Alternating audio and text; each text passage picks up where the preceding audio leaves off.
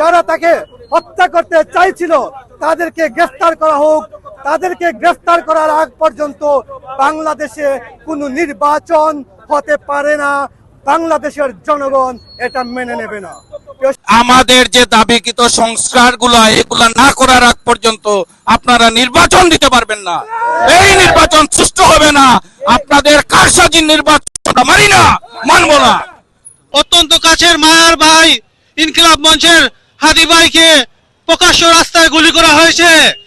এই অবস্থায় আপনারা কি মনে করেন যে আমাদের কোনো নিরাপত্তা আছে? আমি আমার পক্ষ থেকে এবং আমার দলের পক্ষ থেকে সরকারের দৃষ্টি আকর্ষণ করছি, এই অবস্থায় কখনোই নির্বাচন হতে পারে না। আমরা সেফ মনে করতেছি না। আমরা চাই এই ঘটনার সাথে যারা জড়িত তাৎক্ষণিকভাবে তাদের বিচার হোক।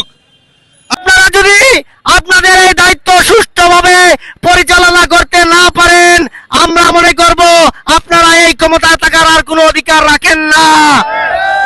আমরা দেখেছি গতকাল তফসিল ঘোষণা করা হয়েছে, একদিন যেতে না যেতেই এই জুলাই যোদ্ধা আমাদের সম্মুখ সারির সহযোদ্ধা ভাই উসমান হাদির ওপর কিভাবে গুলি করা হয়েছে। আজকে আমাদের উসমান ভাই মৃত্যুর সাথে পাঞ্জা লড়তেছে। আমরা অন্তর্বর্তীকালীন সরকারকে স্পষ্ট ভাষায় হুঁশিয়ারি উচ্চারণ করে বলে দিতে চাই, যদি আমার ভাইয়ের কোনো ক্ষতি হয় এবং আমার ভাই যদি কোনোভাবে মৃত্যুর সাথে পাঞ্জা লড়ে যদি প্রাণ নাশ হয়, তাহলে কিন্তু ইন্টিরিম তোমাদের অবস্থা ভালো হবে না।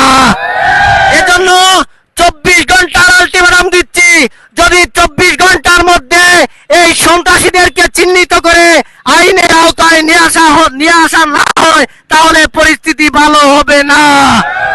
একটা কথা বারবার বলে দিতে চাচ্ছি, ইনকিলাব মঞ্চের আমাদের হাদি ভাইয়ের রক্ত আমরা কখনো বেতা যেতে দিব না। এই সন্ত্রাসীরা যতই বড় সন্ত্রাসী হোক, তাদের দাঁত ভাঙ্গা জবাব আমরা দিয়ে দিব ইনশাআল্লাহ। ইন্টারিম গভর্নমেন্টকে বলতে চাই, আপনি যতই ছলচাতুরি করেন কাজ হবে না। আমাদের রক্ত কথা বলবেই। আপনারা হাদি ভাইয়ের রক্তর যতক্ষণ পর্যন্ত যে সন্ত্রাসী এবং খুনিরা এই কাজ করেছে, যে সন্ত্রাসী বাহিনী চাঁদাবাজ বাহিনী এই কাজ করেছে, আমরা সবাই মোটামুটি জানি। তাদেরকে আপনারা আইনের আওতায় এনে সঠিক বিচার করতে হবে এবং এই বিচারের আগে এইদেরকে না ধরার আগে আমাদের যে দাবিকৃত সংস্কারগুলো এগুলা না করার আগ পর্যন্ত আপনারা নির্বাচন দিতে পারবেন না। এই নির্বাচন সুষ্ঠু হবে না। আপনাদের কারসাজির নির্বাচন মানি না, মানব না। হাদি ভাইকে মারার জন্য গুলি করেছে, তারা চাইছিল হাদি ভাই মাথায় গুলি করে মারার জন্য। আল্লাহর অশেষ মেহেরবানিতে গুলিটা মাথায় না লেগে তার গালে লেগেছে।